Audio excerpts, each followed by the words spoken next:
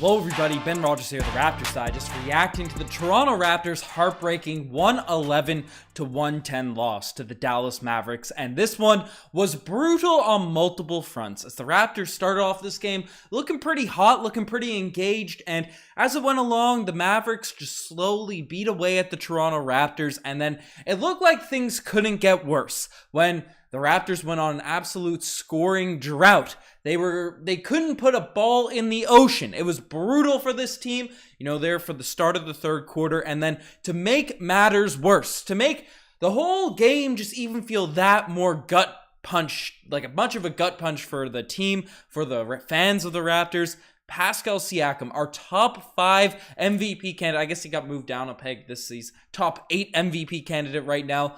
And slipping on the court, what a way to injure yourself, right? Just something that's completely avoidable, right? The Dallas Mavericks, I don't know if it's the humidity or whatever they got going on down there, but Pascal Siakam just slips on the court, ends up straining his groin. Sat out for the rest of the game. We're not sure what the deal is. I'm going to discuss more of that, but just a really tough look. Tough look for the Toronto Raptors in this game. But they, when things look really bad, it looked like this team could really easily just give it all in, cave into this team. They came back, they fought that fourth quarter. This team put together an extremely nice run, and they looked elite. So we have a lot of positives, even though there was some negatives to take away from this game. But we got a couple super chats coming in from Stephanie, just throwing in the dollar super chat. I appreciate it. No comments, but I appreciate that there. And Tom M saying the hashtag spicy G.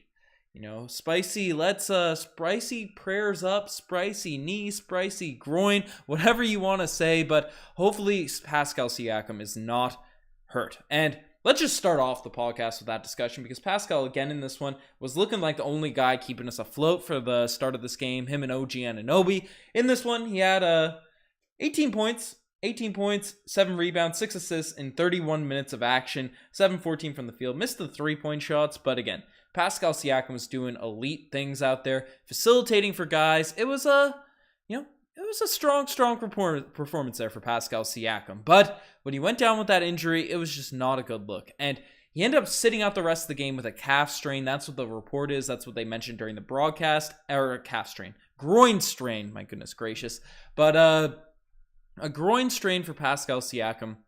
And that's not an encouraging injury to have. Now, maybe that's just how the early diagnosis is. They didn't want to risk it and they didn't bring him back in. But groin injuries can keep players out for a very, very long time. You look back to 2015, DeMar DeRozan suffered a groin strain for this team. Was out for like a few weeks, 2 months. I felt like it happened early November. He was out till like January. So let's pray to the basketball gods, the Raptor gods, that Pascal Siakam is not going to be missing a bunch of time with this. Obviously, don't rush him back. We'd rather him around for the playoffs, even if we have to sack some wins early in the year. But man, with those injuries, that's not a good look. And I did a little, I went on healthonline.com. I know you can't be WebMD when you don't have your medical degree, but depending on the grade of your strain, here are the estimate recovery times for a groin strain. And that's 2 to 3 weeks for a grade 1 strain, 2 to 3 months for a grade 2 strain, and grade 3 is 4 months or more. So, obviously take all this with a grain of salt. You can't react too deeply to just a random article. Everyone's different. Every injury is different. And NBA athletes might be out longer, might be able to recover quicker. Who really knows? But that's really going to be the big storyline that we're going to be following in the next few days. Just seeing if we get a timeline for Pascal Siakam's recovery, because this man has been elite for this team to start off this year. So unfortunate news for Pascal Siakam going down with injury at the start of this one. But let's talk about the basketball. Let's talk about this game, because once again, felt like they kind of got out of this habit in the past couple where they just stomped on the Atlanta Hawks and San Antonio Spurs, but they went through the Raptors another horrific scoring drought at the start of the third quarter. And it was brutal. Right? The shots weren't really going down the entire game, and the Raptors have been one of the upper echelon three-point shooting teams to start off this season, and people have been questioning whether or not that's sustainable when you look at our core contingent of guys. I think it's fairly sustainable, but obviously some nights it's not really going to stick out like that. But just looking at the box score, you can run through it, right? The team ended up moving up a little bit, 32% from behind the three-point line, but Gary was 1 for 7. Scottie was 1 for 6. Koloko was 0 of 1, and Siakam was 0 of 2. Off the bench, Boucher and Otto knocked down a couple of nice shots. But, I want to go on a little rant. And I'll do it within the award. Get the segment, get it out of the way, no drum roll going. But the Scottie Barnes Award is going to tonight. Scottie Barnes had an amazing fourth quarter. I thought he was driving the lanes really well. I thought he wasn't settling. I thought he was using... Scottie Barnes is one of the most elite finishers around the rim when he gets inside there. Whether he's posting up, whether he does those weird spins, whether he has a full head of steam. I apologize. It's like 1 a.m. I injured myself in a basketball game earlier. I'm a mess right now. But Scottie Barnes, right? Just when he's in attack mode, when he's getting paint touches, when he's, whether it's, paint touch to finish or paint touch to facilitate for others, we are so much better as a team, and he's so much more effective out there on the court. And for the first 3 quarters of this game, I know he has an improved jump shot. The jump shot looks, form-wise, a whole ton better. I'm very confident when Scottie Barnes shooting that shot, but man, drive the lane. You got Spencer Dinwiddie on you most of this game, right? You got Green on you, who I know is a solid defender, but Scottie Barnes got height on those dudes. He can slash. His handle is super tight. Just, even if you're going to take a shot later in the shot clock, just go in, get a paint touch, and initiate the offense from that front, especially where, we were getting tough looks. The Dallas Mavericks have an elite defensive system that they're running, and Scottie Barnes is capable. We see the way Luka Doncic drives those lanes, and, if he's not being doubled, he's getting a paint touch every single time, and, he's throwing it to dunkers. He's kicking it out to open threes, and Scottie Barnes has that ability, but, it wasn't until the fourth quarter we saw him really put it to full use, and this is where people want to see Scottie Barnes. Point Scottie, right? Be aggressive, play fast, drive those lanes, get everything going, use your height to facilitate for others, and it wasn't really till the fourth quarter. Now, he did suffer an injury in the first, or he tweaked his leg, lower body injury, and ankle, I believe, just from what I saw, so maybe that had something to do with it, but Scottie Barnes got to be more aggressive in order for the Raptors to be effective, and I know what a lot of people are saying, right? Fred VanVleet, he doesn't fit the system, he doesn't do this, he doesn't do that, but our half-court offense looked brutal tonight. And while Fred VanVleet does not push the pace the same way Scottie and Delano Banton do, the way we saw it against the Hawks and the Spurs, Fred VanVleet orchestrates our half-court offense, right? Slows it down, tells people where to go, we run those sets, and he can knock down shots himself, right? He can knock down those 3-point shots. You feel confident in that there, right? It's nice to have that, mix of players. I want to see more Point Scottie. I want to see him be able to give Fred VanVleet some blows in terms of, getting rest, right? I want to see that active, fast-paced style of basketball, but the value of a Fred VanVleet is seen, what he could provide to this team is sorely missed in a game like this, where the half-court offense is just absolutely brutal. So I feel like we gotta, cool it with the Fred trade talks and all that sort of stuff. Fred is essential to this team, guys. I've been saying it even when we were blowing teams out by 40, right? We gotta chill on all the Fred VanVleet hate and all that sort of stuff. So, that's a take on Scottie Barnes. And once again, Delano Banton coming in, he looked really good in that the last couple of games, but just, when the game slows down, he's not hitting that 3-point shot. The Raptors go on really cold spells, and that happened the second quarter again in this one. It's a tough look. It's a tough look there, but he's not the only. Scottie Barnes not the only one that had himself. And I do want to give credit to Scottie Barnes. He was driving, being super effective in the fourth. Was a huge reason why the Raptors were able to bring this. I think they were down by 15-16 going into the fourth, and then they ended up only losing by 1. Scottie Barnes is a huge part of that, but I got the OG's merch on here. I think you can still get that on our old spreadshot.com. But OG Anunoby tonight in this game, 27 points, 7 rebounds, 5 steals, continuing his just menacing defense out there, and played his role perfectly. For this team. You're not going to be able to stop Luka Doncic. He had 35 or whatever, but he stayed in front of him as well as he could. The help defense came. I think Nick Nurse ran the right systems, ran the right schemes against Luka, but the man is just too good. I mean, he was hitting crazy shots for Luka himself, right, in this game. So there's not much you can do about that. I thought OG Anunoby played as good of defense as you can play on Luka in this one when he was on him. And, he has that size. He's knocking down his 3-ball, right? Look at these. Look, I'm pressing the wrong buttons, but 4 of 6 from the 3-point line for OG Anunoby. Really our only consistent shooter tonight, with the exception of Otto and maybe Chris Boucher. but was driving the lanes, had a couple of really nice dunks. OG, like, this is the style of play we want to see OG playing. And when Pascal Siakam was out there especially, he was complimenting him perfectly. So that's what we want to see from OG Anunoby out there. You know, fourth quarter, when he was asked to do a little bit more, had a couple turnovers, right? OG's not going to be our primary ISO scorer, but when he's playing off of people and being aggressive, that's what we want to see. And Marcel's coming in with the super chat saying, a positive tonight, the bench looked great for the Toronto Raptors, and that's facts. Like, Chris Boucher, Precious Achiuwa, maybe we should get a Chris Boucher and Precious Achiuwa propaganda. I'll just play the regular Precious propaganda in this one because, you know, they came in, brought some energy. Precious once again didn't look like he had the touch, but his defense, his rebounding really was necessary for this Raptors team to go on that run in the fourth and, you know, to stay afloat throughout. Like, looking at their box scores, Boucher 17 points, 9 rebounds. Precious Achiuwa 15 points, 8 rebounds, a couple of assists. Right, Boucher hit a couple threes. Precious hit a very clutch shot at this one, which would have been key for, you know, which would have been essential if we ended up winning. But, you know, two of those guys, they're a dynamic duo off the bench. You love seeing their performances.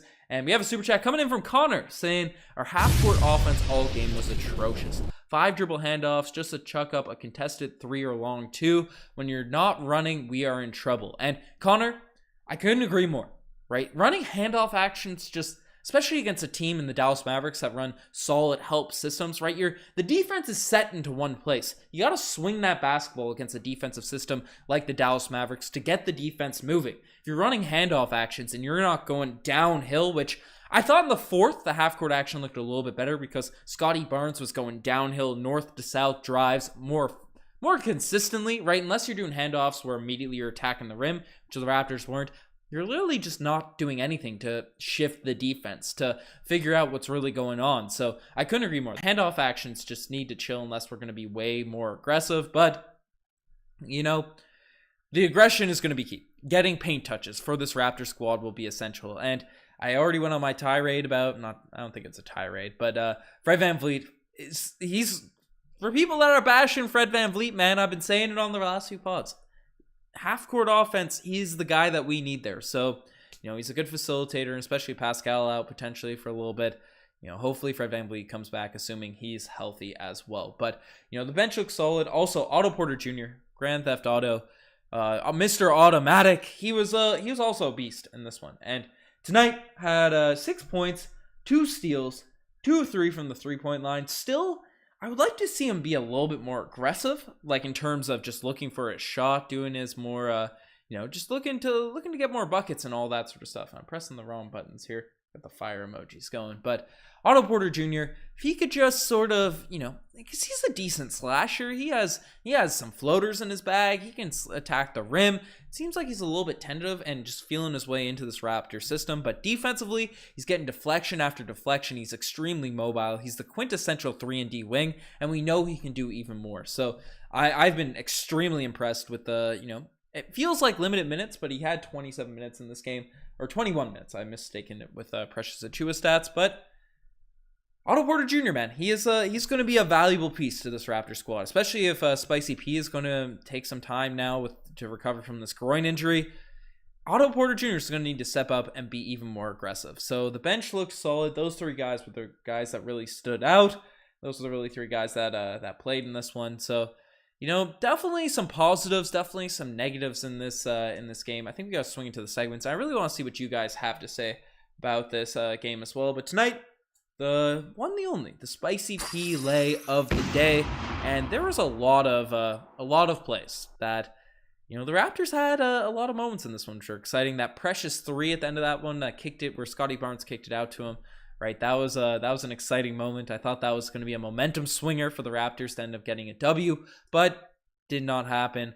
OG had a couple of really nice jams, attacking the rim and stuff. The fourth quarter, Scottie just made a bunch of plays.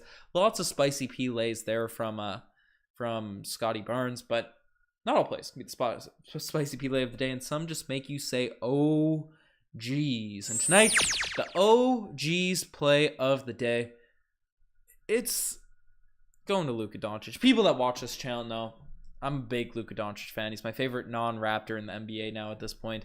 maybe Kyle Lowry, of course, but I still consider him a Raptor. I know, and it sucks because I'm used to rooting for the Mavericks when I watch them play, but I can see why Luka Doncic just frustrates the heck out of people that don't like him, because he's complaining about every call. He's whining. He's always sucking to the referees. He's very animated about when he does a play and stuff. But he had a couple moments in this one where just rooting on the opposite side of Luka Doncic tonight, he made me say, oh, geez. Just, the complaining and all that sort of stuff. But, man, that fadeaway that he had over, I'm not sure if it was OG where it just rainbowed in. That was dumb. And the Raptors were making their run in the fourth quarter. And he did his patented step back three. Missed a couple after, but I don't know what it is. But when Luka hits, a step back three from 2 to 3 feet beyond the 3-point line, it's just demoralizing for the other team. I don't know what other words to put it at. And being on the other side of it right now, it just sucks the life out of you as a fan of, the Raptors going up against the Mavericks and Luka's hitting shots like that. Scottie Barnes should take some pages out of Luka Doncic's book, right? Obviously, the 3-point shot, neither of them are. Luka's a pretty natural 3-point shooter. I'm not comparing their jump shots just yet, but they both have size. They both have some strength to body people out of their way. Scottie Barnes can just attack the rim the same way Luka does. Look for those passes. Look for his shots himself. That's a great player for Scottie Barnes to emulate. So, it is what it is. Tough OG's moments there for this game, but finally, the one, the only, the infamous, the Paul Pierce Golden Kazoo Award of the night. And the Golden Kazoo in this one, firstly, it's going to certainly the injury for Pascal Siakam. I already ranted about that. Basketball gods, pray this man is healthy, and it was just a precautionary thing. He doesn't actually have a groin strain. Let's pray for that. But it has to be talked about. Chatty Thaddeus Young. He had a nice cut and drive in this game, but was fouling a little bit. Just didn't look that ready to go in the minutes he got, because he got subbed in the second quarter and looked just a little bit out of it. Wasn't moving to the right spaces on offense. And one of my biggest praises of Thaddeus Young, especially last season, is he just knows where to be out there on the court. He's always cutting to dunkers. He's always getting to the right places in the mid-range. And he made a nice cut today, too. I'll give him credit on that single play. But there's a moment where Gary Trent drived, and Thaddeus Young didn't fully commit to help. And, if your defender's playing a gap position and, your point guard or whoever's at the top of the wing is driving, and they don't fully commit, don't make your cut then. Right? The guy's still guarding. You're only bringing that extra defender and closing off that extra space when you're moving into that area. Right? So I wasn't sure what Thad was doing on that play. Gary kicked it out, ended up being a turnover. So, I thought that one was on that, and had just a couple moments where it doesn't feel like he was doing what we expected as a veteran out there. So obviously it's tough in 4 minutes to really show what you got, but just weird things coming from Thad in this game. And then Delano Banton is 4 minutes. Again, -7 in 4 minutes. Tough look there for Delano Banton. Once again, just not effective when he's not out and running and in transition. He needs to be able to facilitate, needs to be able to play within the system a little bit better, especially against a strong defense in the Dallas Mavericks. But I think those two guys will come around. I think we'll be fine on that front. But that's sort of that's what we got going there for the segments. What are you guys thinking about this game? What are your thoughts? Yeah, Chigsy is saying that, Scottie can't be chucking up shots. Like, I don't mind him shooting. I think the jump shot looks a whole bunch better, like way better this season, but we don't want Scottie Barnes being a 3-first shooter, right? We don't want him being a guy that's like Klay Thompson, playing that style of play, right? Being a focused 3-and-D guy. His handle's too good. His finishing ability's too good. He's too athletic, right? Let him slash. Let him do, and he can pass too, right? Like, get his stuff going. But Mike Pascal is the star. He gets more shots than Scottie. Give it up. Who's hating on Pascal in the chat? Let me know. Call him out. So how come so many starts on fire, gets another shot? Mike, I think he's questioning about Scottie Barnes' aggressiveness and stuff. I don't think it's other players. Scottie Barnes just looks passive at times. He has the ball in his hands. It's not like he's not getting touches. He just kind of looks, I'm going to chill out this possession. I'm going to swing it. I'm going to let the game come to me. He's got to seek out, whoa, what is that camera angle? But he's got to seek out the action a little bit more. But, who needs more skip passing when We need more skip passing and less mindless dribble handoff action. Will couldn't have said it better. Could not have said it better on that front, right? That's something I ranted about early. So, Miles Bridges coming back faster than Riker at this point. Y'all are wild out here in the chat. But what happened to Pascal Chigsy? He injured his groin, slipped on the floor. Got to do a better job at cleaning up those towels. We got a super chat coming in from Paul Blunt saying the whole Mavs team are a bunch of babies. And yes.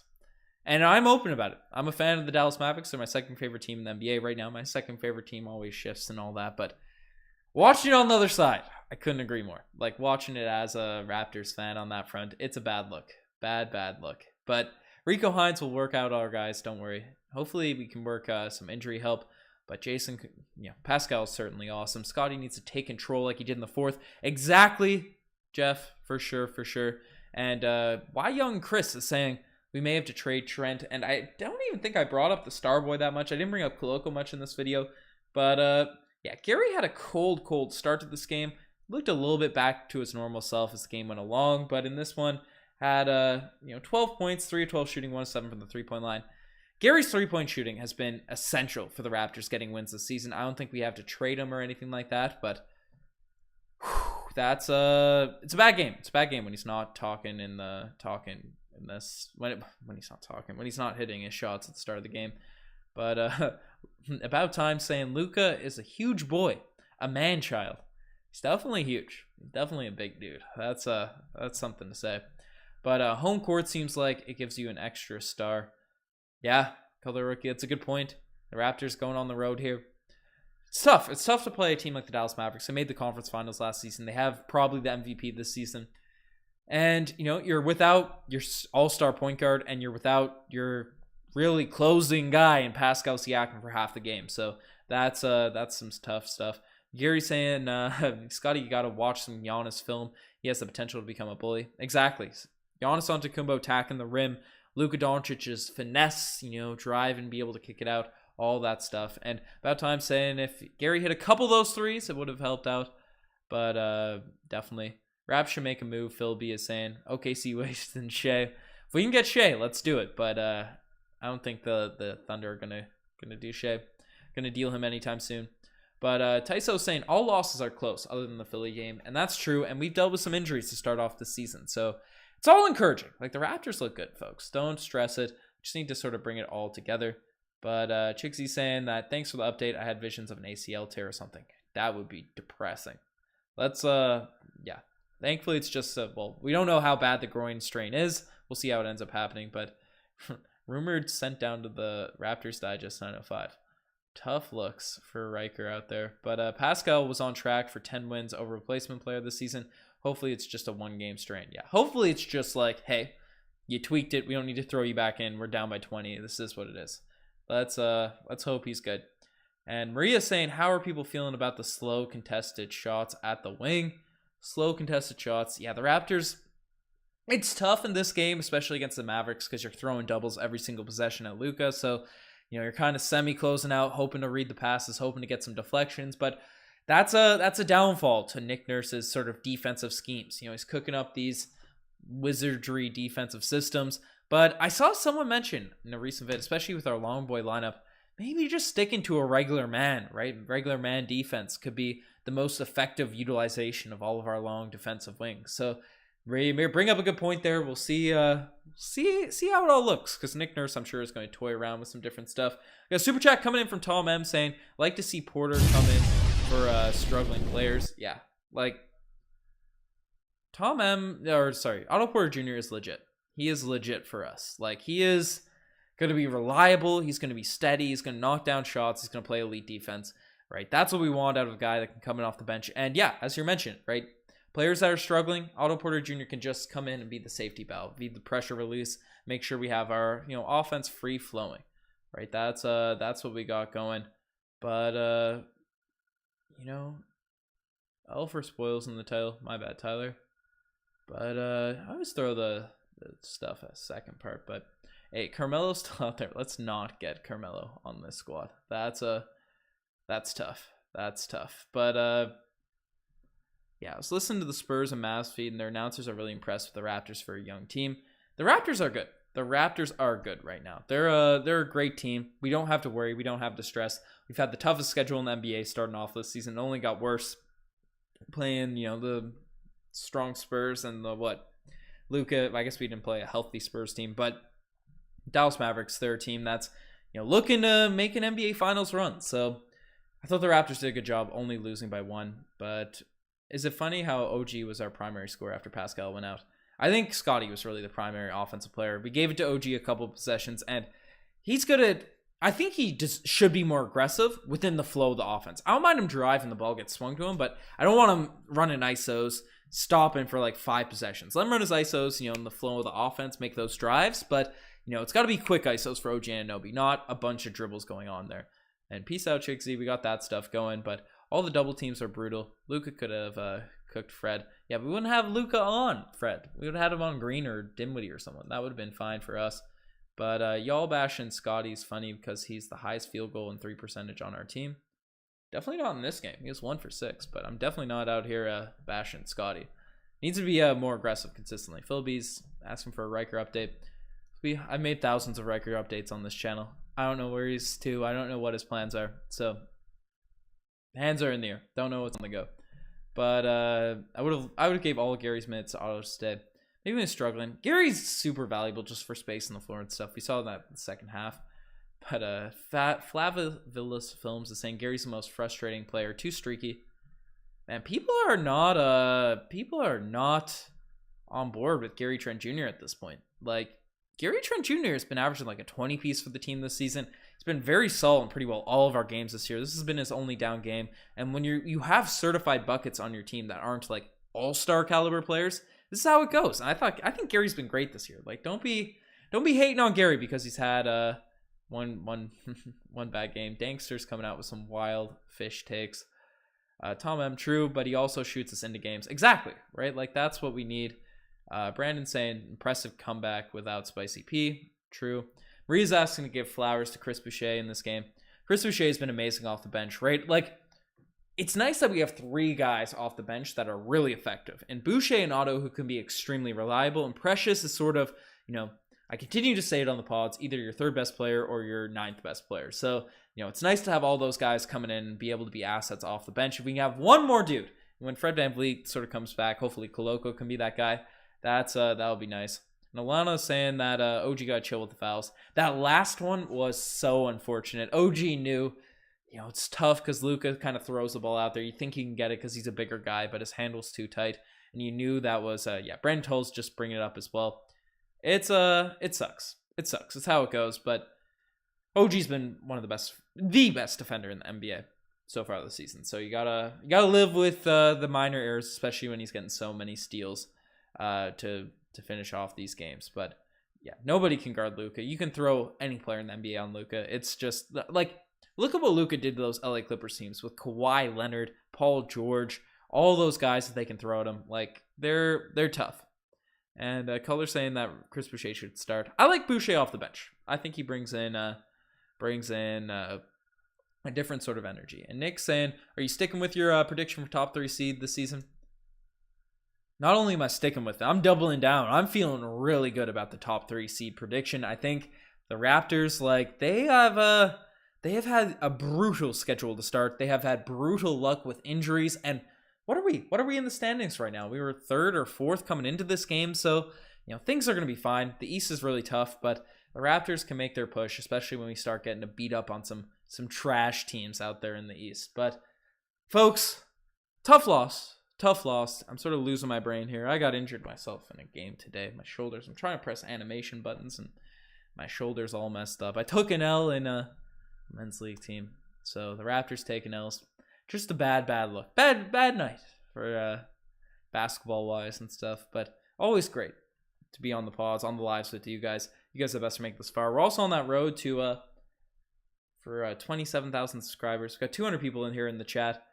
26 likes. That's brutal. I'm not really pushing for likes anymore, but I'm pushing for those subs. And if you're in this chat, you're not subscribed, you want to stay up to date on the latest Toronto Raptors news, mean the world to me to hit that subscribe button. But folks, I appreciate everyone in the chat, especially on Friday night, getting that stuff.